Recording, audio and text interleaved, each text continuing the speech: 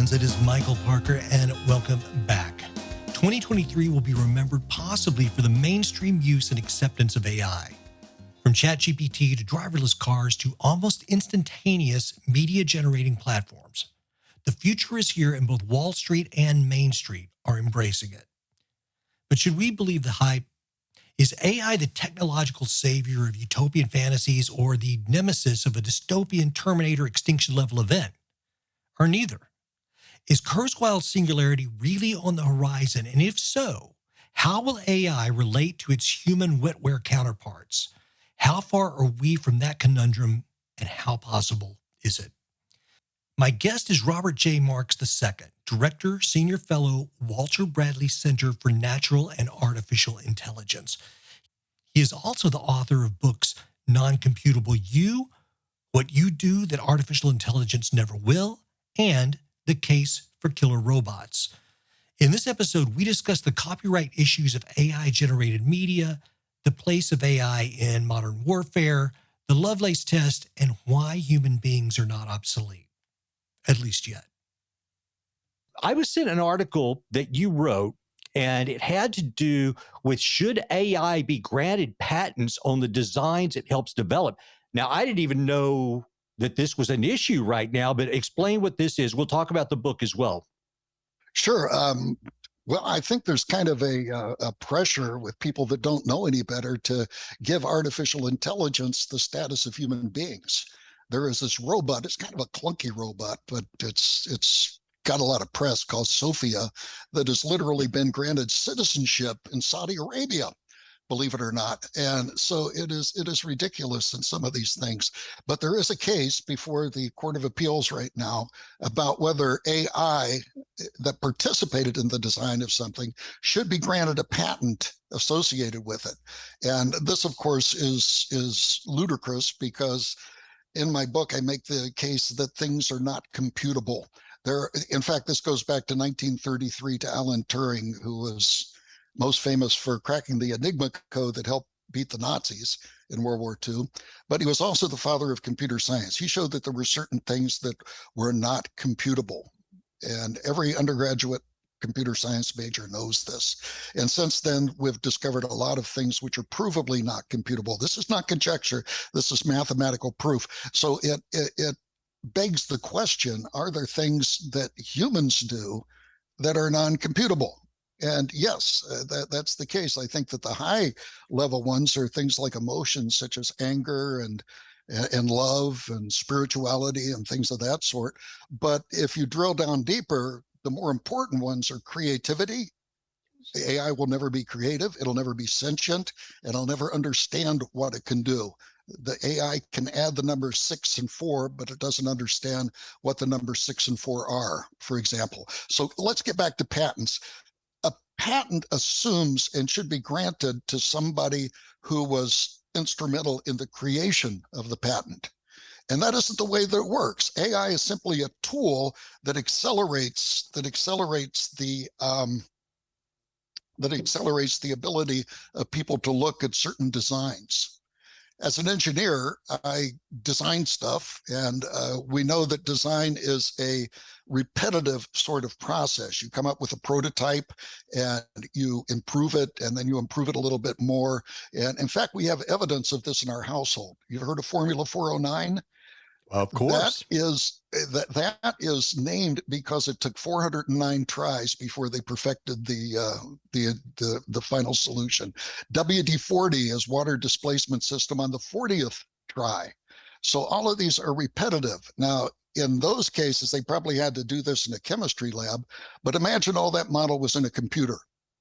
And all of that model was in a computer. It turns out that the computer can do this iterative process much quicker than a human can and come up with a design.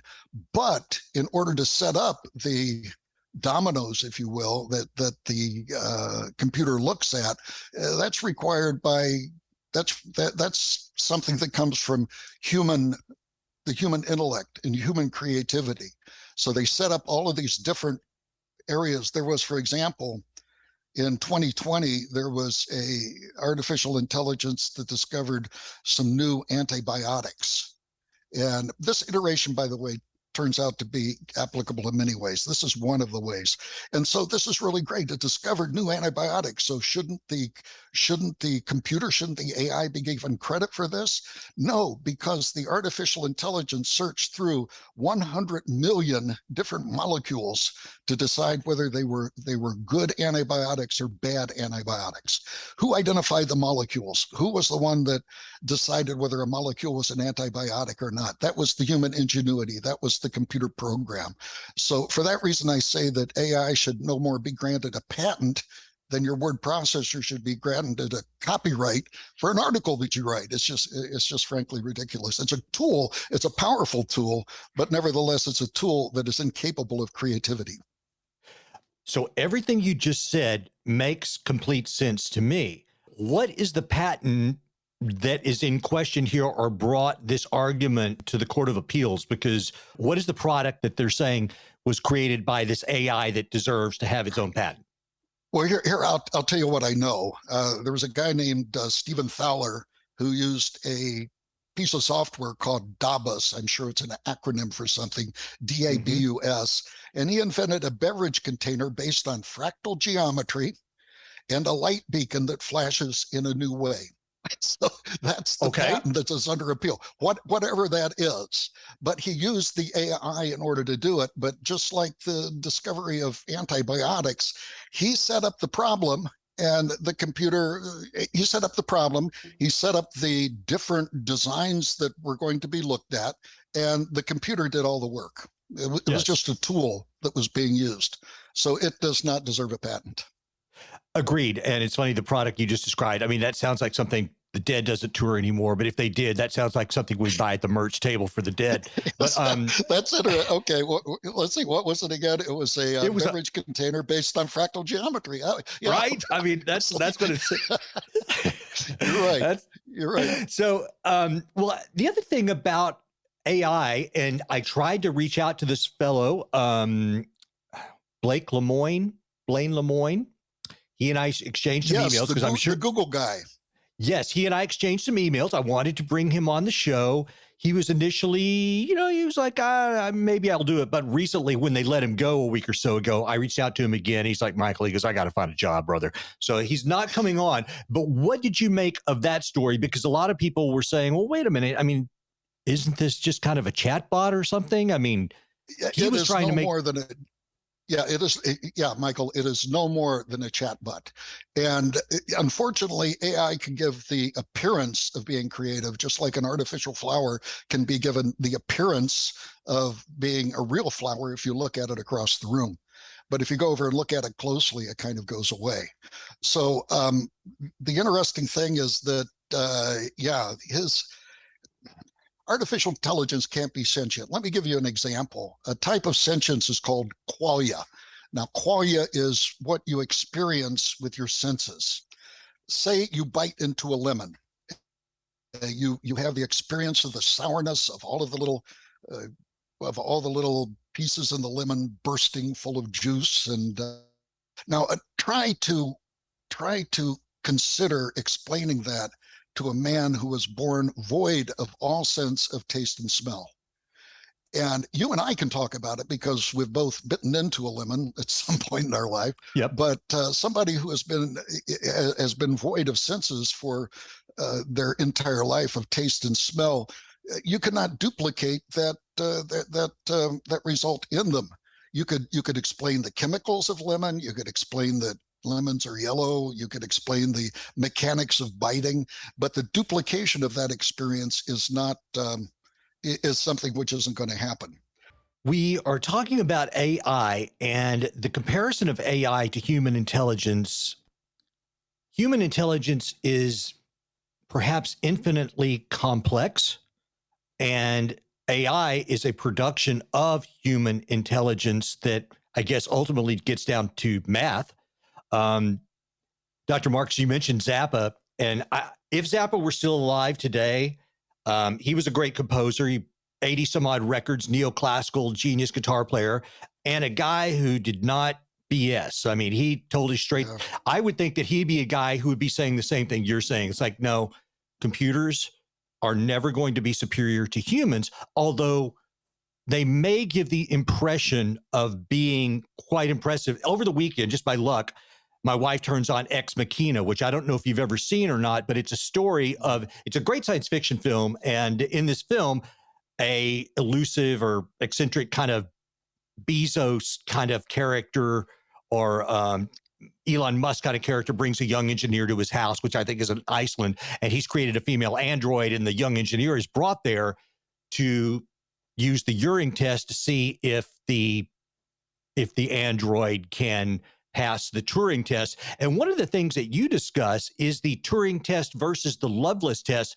I did not know that there was a secondary test until reading up on you. What is the difference between the Turing test and the Lovelace test? Sure. The Turing test was proposed by Alan Turing, who we talked about. And he said, Yes. how do we determine whether a computer is intelligent? And back then, his answer was, I'm going to sit in, you're going to sit in one room, and my computer is going to sit in the other room, and we're going to exchange texts. And if you can't tell whether in that exchange of text that I am human or not, that the computer is human or not, then it has passed the Lovelace test, or it has passed the Turing test. This, unfortunately, is something which has been gamed a lot. We're getting better at it. There's been this new software called GPT-3, and also the, I forget the name of the Le Mans program. But both of those are, Adlam or something like that. It was the one where he said it was like an 8-year-old boy, I think. Yeah, exactly. Yeah, and so it's very good, but they game things. I'll give you a classic example. One of the earlier artificial intelligence that were attempts to pass the Turing test was called Eugene Gustman. It was all artificial intelligence, and he was a teenage Ukrainian boy. Now, why would they choose a teenage Ukrainian boy? Well, first of all, he was Ukrainian, so if he screwed up on English, well, you had something to blame there, right? Mm-hmm. The second thing was that he was young, so he might give some naive answers. So immediately out of the gate, things were gamed. And if you look at the exchange, he fooled, I think, about 30% of the people, which was enough for them to pass the Turing test. So he would do trickery, and this is the way that it's gamed. If he didn't have a answer for a question, he would follow up by asking you a question. And so it was just avoidance and gaming. So therefore, it's one thing to look at artificial intelligence externally and just be just trying to understand what's happening externally. It's better to look under the hood and see what's happening. So Summer Bringsjord at Rensselaer Polytechnic came up with something called the Lovelace test. Ada Lovelace was the first computer programmer in the 19th century and was very good to the development of the idea of computer languages. They named a computer language after her, as a matter of fact. But the Lovelace test is as follows. Does AI do something that is beyond the explanation or the intention of the original programmer? If the AI does something which is above and beyond what the programmer intended, then it has passed the Lovelace test. And to date, we have no computer program which has passed the Lovelace test. Every now and then, and it'll come up on aggregators like the Drudge Report, and they'll point to like the UK Guardian or the Daily Mail or something, and it will be last week, I think it was, and I didn't even read the article. I just looked at the thumbnail and I was like, well, that's corny. And they would say, AI challenge to create what they think would be the last selfie. And so they show these horrifying, did you see this? Did you? No, I didn't. They show these horrifying pictures that are supposedly created by the AI, where essentially the person that's taking the selfie looks like, just a terrible humanoid character. And there's like apocalyptic, mushroom clouds in the background and everything. Or occasionally we'll hear a story like AI is challenged to compose some music or something. So, I mean, I don't know how this works, but the pictures that I see that come from AI are always very dark and bizarre. Maybe those are just the ones they choose to show us, but they're not appealing to me artistically. And really, I would think that it's just a result of whatever the tastes of the programmer were. Yeah, some of the art which is generated by artificial intelligence is pretty weird. If you want to have Yes. some fun, go to the website thispersondoesnotexist.com. And there you will get very realistic pictures of people. In a similar fashion, there was a painting that was created, quote unquote, by AI called Edmund de Bellamy that sold at Sotheby's for over $400,000. Okay. So it was an AI painting. So the Mm-hmm. question is, where do you get this stuff? Where do you get these faces? Where do you get this art? What about the idea of AI creating music? Let me give you an example with music. This happened with Edmund de Bellamy. It happened with the thispersondoesnotexist.com. Say you want to generate some music that sounds like Bach.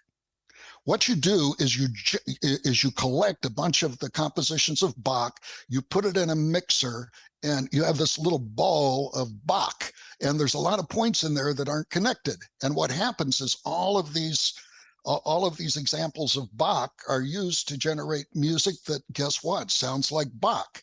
You are never going to get out of that something that sounds like Wagner or Zappa Right. or the Grateful Dead or jazz. It's all going to be Bach. If you want to generate music that sounds like Zappa, you would collect Zappa's works and you would collect those and it would generate something. Is this creativity? No, it's simply thinking inside the box. Creativity requires thinking outside the box. Dr. Marks, just to tie off on the whole art thing before we move on, it's like, I think that you would probably say, and this is what I think, just as a layman looking at this, it's like the AI can create the art in the genre or flavor that you've asked it to do, given the data points that you've put into it.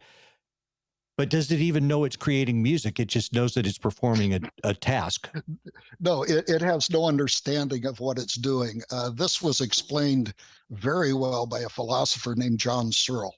Now, Searle, and this again is explaining why AI has no understanding. Searle didn't understand Chinese. So he put himself in what he called a Chinese room that was full of file cabinets that we'll get to just in a second. But here's what happened. Through a slip in the door, there was a question which was submitted through the slot in the door, I should say, in Chinese. Now, Searle looked at this and he said, oh, this is in Chinese. I don't understand it. But he had this big file cabinets, a big file cabinet, bunch of file cabinets. And he went through until he found a match to what the question was. Then he pulled the card from the file cabinet and below the question was the answer. And he was able to write the answer below the question in Chinese, even though he had no understanding of what the question or the answer was. Then he went over and he slipped it outside the door. Now, externally, that sure looks like whatever is happening in that room has understanding, but it wasn't. It was just following an algorithm, a step-by-step procedure to do something. And that is, I think, a wonderful, hard to debunk argument that computers understand what they're doing. They don't. They're just number crunching in the background as dictated by the programmer. They are tools, as you've said. They are tools. That's exactly right. And just like any tool, they accelerate human capability. Just like a bulldozer can move more dirt than I can with a shovel, and even a scooter is something that I can't outrun. So yes, it amplifies our ability to do things. Okay, so we've already said that AI should not be granted patents or copyrights. We've said that they shouldn't be given human rights because they're not human. But then we asked them to do certain tasks, which I think look more to us than to them. For example, can AI or should AI be used to create killer robots for the military, that's a little bit concerning. What is the answer on that? The answer for that is when at all possible, humans need to be in the loop of AI, because no matter what your AI does, there's unintended contingencies. I think that the development of killer robots, this is political more than engineering or scientific, but I think if history teaches us anything, that technology wins wars, number one, and number two, gives pause to those that are adversarial to you. And you look at just World War II, we had things such as the Norden bomb sight, we had radar, we had the atomic bomb, we had all of this technology that helped win the war. Radar, this is a very interesting story. Radar, when it was first used in aircraft, the enemy, the Nazis, were really puzzled. How can these people see through clouds? And the Allies didn't want to give up the technology, so they floated the rumor that the American pilots were eating more carrots. Interesting. That's exactly where this. I don't know if it's a myth or something, but if you eat carrots, then it's going to be good for your eyes. So anyway, so getting back to the idea of killer robots. Yes, we need them because technology is going to increase, and we're always going to have bad guys. The human is fallen in nature. We're going to have the North Koreans. We're going to have the Iranians that are going to ignore any UN treaties, and they're going to go out and do stuff. Now comes the question of autonomy. When is it okay to use AI without a human in the loop? There are some times when it's necessary. And it's necessary in lightning war where things are happening so quickly that a human can't respond. I give as an example, an attack of drones. Say 1,000 drones are coming to you and they're all weaponized. You cannot point to each drone and take it down. You have to give it over to artificial intelligence. And then it comes back to the so-called design ethics. And we have to make sure, beyond a reasonable doubt, that the AI does what it was designed to do and nothing else. And that has to be trusted. So yes, the human should be in the loop as much as possible. But there are some cases in warfare, especially modern warfare, where that's not going to be possible. You said this is more in the political arena than the scientific or engineering, but I think that's the interesting thing about all of these subjects, especially when it comes to AI or bioethics and things like this. It's like the ethical questions are actually the big questions, because we will continue to improve as scientists and engineers, and our technology will improve. And it's always that nagging question of like, should we or shouldn't we? And what are the unforeseen consequences that could potentially occur? And that comes back to what I call design ethics. There's two types of ethics. There's design ethics and end user ethics. The design ethics is as follows. An engineer is given a problem. You have to design your technology so it does what it's supposed to do and doesn't do anything else. Now, you're never going to be 100% right, but you should do it in the parlance of the legal system beyond a reasonable doubt. That takes incredible design expertise. It takes extensive testing after the technology is developed. But once it gets past that hurdle of doing what it's supposed to do and nothing else, when it gets past that beyond a reasonable belief, it goes to the end user ethics. So this technology is delivered to people such as CEOs, in the case of warfare, to commanders in the field, that must make end user decisions of how and why to use that technology. And I maintain those are two different type of ethics. There's some overlap, but I think that it really differentiates between the two levels of artificial intelligence and military weapons. I don't mean to get icky on this question, but it's something that I see bandied about quite a bit. And even on Twitter, smart people will kind of pose these questions, and people will buy dolls and robots for sexual purposes. And then there's the movie Her, about the guy who kind of falls in love with the AI. But then I think in some respects you've already answered this question, but some people pose, well, okay, so but what are the rights of the AI or the creation be? Is that android, gynoid, whatever you want to call it, is that now a slave?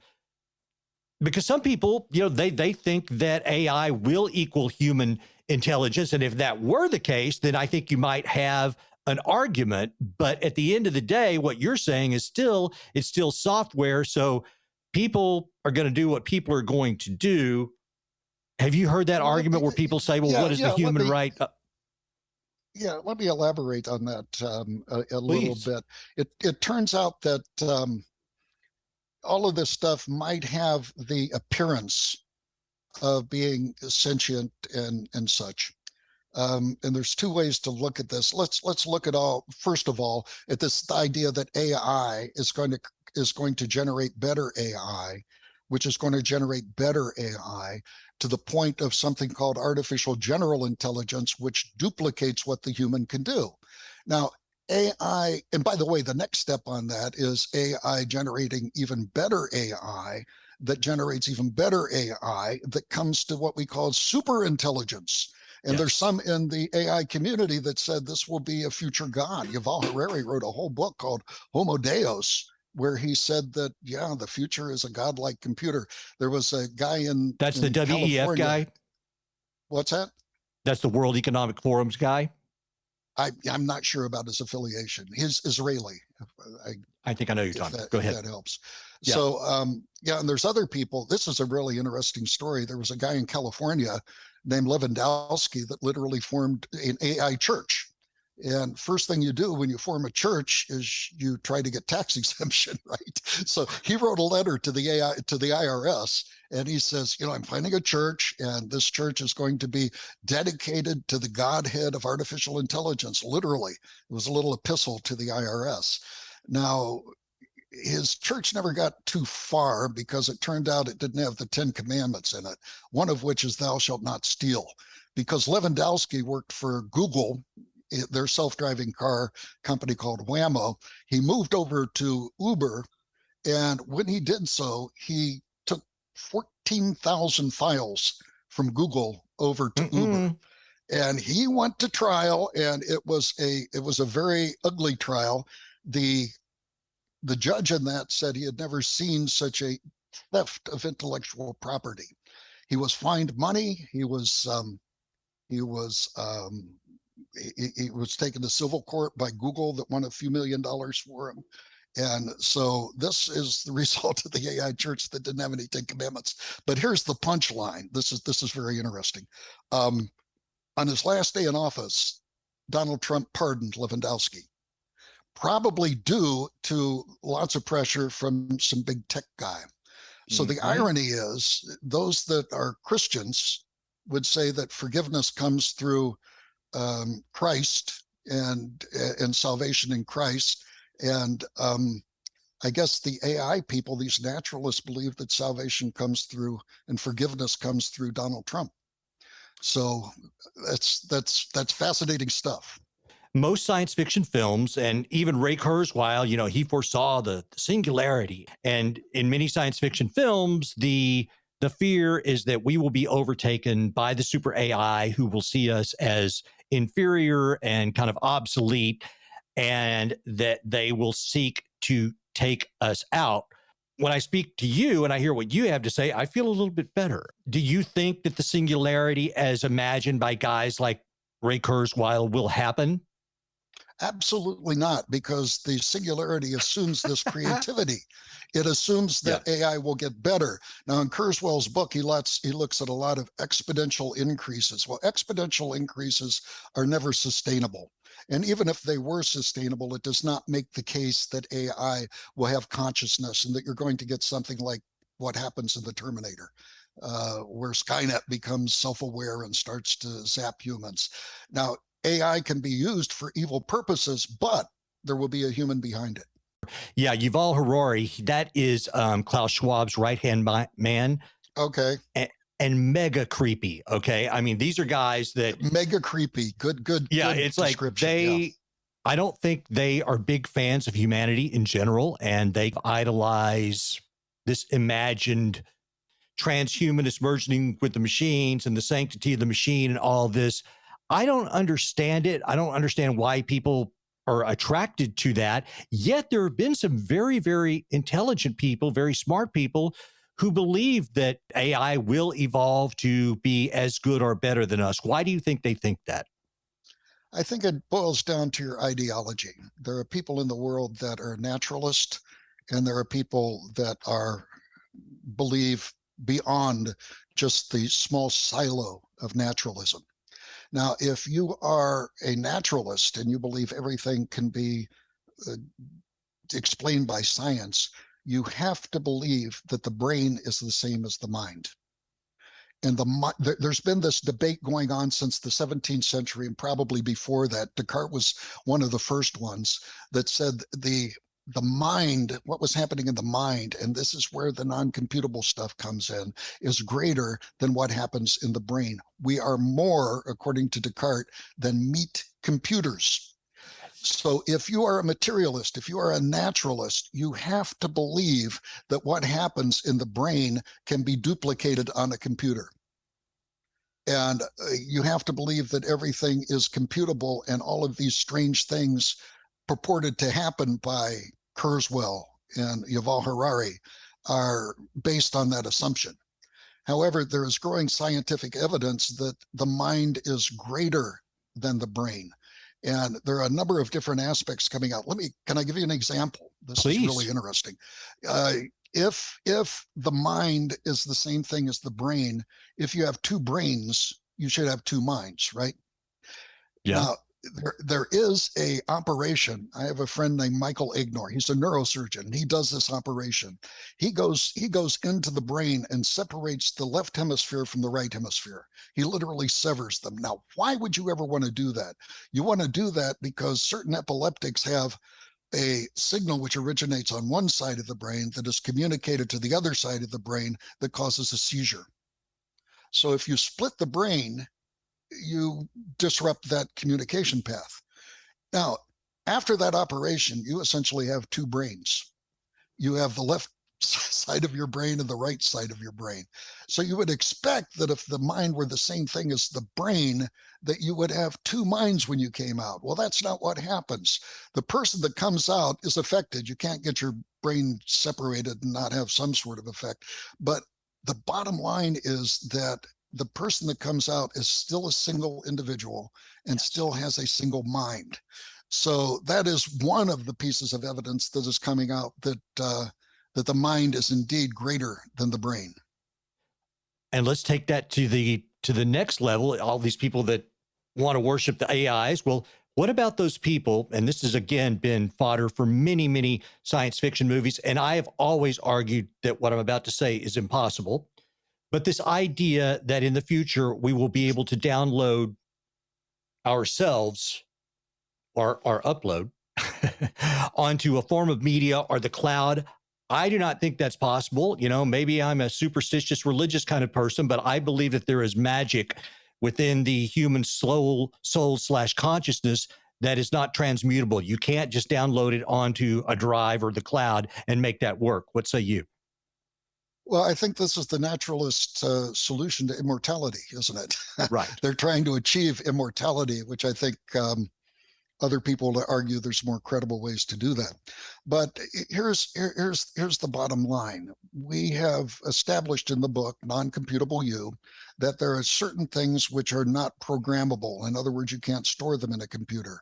Now, that's the case, and that means that when you attempt to upload yourself into a computer, you can only upload the computable part of you. You can only update the algorithmic part of you. And I tell you, the algorithmic part of you is going to be very boring, I believe, without the emotions, without understanding, without sentience, without creativity. And so that is never going to happen because of the limitations of computers. You just spurred another thought, and that algorithmic part, which you said is really boring, it's going to be really similar for a lot of different people. So in a way, it would make whatever that final product is quite homogenous, because the interesting part is the non-computable part. Yes, the interesting part, what makes us human, is this non-computable part, I believe. Yes. In the case of a droid going haywire and it kills an innocent person, who is held liable? And you kind of make, I think, the example in the car with these self-driving automobiles. So who is liable in this? Yeah, it turns out that there was, in 2018, there was an Uber self-driving car that killed a pedestrian. And this went to court, and the court said, Uber had no, I'm reading the quote here. It says Uber had no basis for criminal liability. Now, why is that? Because in the design of the Uber car, there was the instruction to the driver that they always had to pay attention. This is true of the Teslas and the Kias, self-driving car, etc. We're not to the point yet where we have so-called level 5 self-driving cars, which is going to be the best. That's where I can set my GPS to take me to West Virginia, start the car, start it out, and then go in the back seat and take a nap. We're not there yet. So therefore, this gets back to design ethics. Does the car do what it's supposed to do? Does the design do what it's supposed to do? Yes, it does, but it requires that the driver pay attention to what is going on.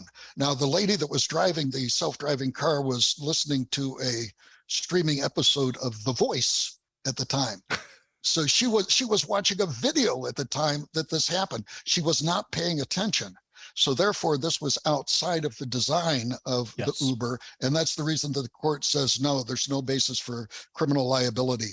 The Washington Post reported that 273 Teslas were involved in crashes in the last year while on autopilot. Now, if that indeed is the case, I don't know for sure, but I would guess that these drivers thought they were in a level 5 self-driving car, which required no attention. And you do have to pay attention. In fact, I was in a Kia, and if you don't put your hand on the steering wheel for long periods of time, the Kia says, get your hands on the steering wheel. You have to do this in order to fulfill the design, the safety design of the Tesla. So yeah, again, it gets back to the programmer, but I think that the programmers were very ethical in doing the design. Maybe where the ethics failed is not explaining to the degree that was needed that you always had to pay attention while you're driving the self-driving car. Let me ask you this, because we got a few minutes left, and I want to kind of end this on a positive side. For those of us who don't know what you know, and we kind of see all of this through the lens of television and film and fiction and things like that, what are some things that AI will be able to do positively for us, or what are some things that we should know about that we may not know about in the advanced aspects of AI? It was Niels Bohr. He was a famous quantum physicist. I know who he is. He says that, oh, okay. He said that forecasting is very dangerous, especially if it's about the future. Okay, so yeah, so here's the interesting thing. Humans do have this creativity, and creativity is something which is difficult, if not impossible, to forecast. So therefore, we are going to have wonderful and incredible things which come out of artificial intelligence. And we've seen these, we're surrounded by them. I would maintain that we are numbed by familiarity in some cases. I take Alexa for granted right now. We're taking self-driving cars for granted right now. But there's going to be continued developments of AI that's going to come from human creativity, and that creativity is not forecasted, and it can't be forecasted. So like Bohr said, you know, forecasting is really rough, especially if it's about the future. Tell everybody where they can find the book and find your work online. Okay, the book is Non-Computable You. Like everything else in the world, it's available at Amazon.com, to which we have both surrendered our privacy. And also, I'm head of the Bradley Center. We have a web page, and this web page has people participating that are neurosurgeons, economists, PhDs in computer science, that write in a similar fashion that defends the sort of thing that we're talking about here, an educated view of artificial intelligence. And that's mindmatters.ai, mindmatters.ai. So that's a good place to go to get further information about this sort of topic. Thank you to Robert J. Marks II for the conversation and being on the show. For his latest article, it can be found on Newsmax.com. It's entitled Recent SCOTUS Decision May Be a Legal Gut Punch to AI. The article recounts copyright violation lawsuits against generative AI companies who are arguing fair use in training data. The court is arguing that the output work must be transformative in its result and not retain the essential elements of its source material. Now, for what it's worth, writer Noam Chomsky called AI that trains on volumes of material high-tech plagiarism. All All right, folks, thank you for listening today. I appreciate you and ask that you please subscribe to the podcast, give it a thumbs up or a like, and feel free to share it on your social media channels to anyone you think might also enjoy it. This helps me grow the show and spread the message. I'll be back in a few days with another brand new episode. And until then, keep your heart and your mind open. Peace.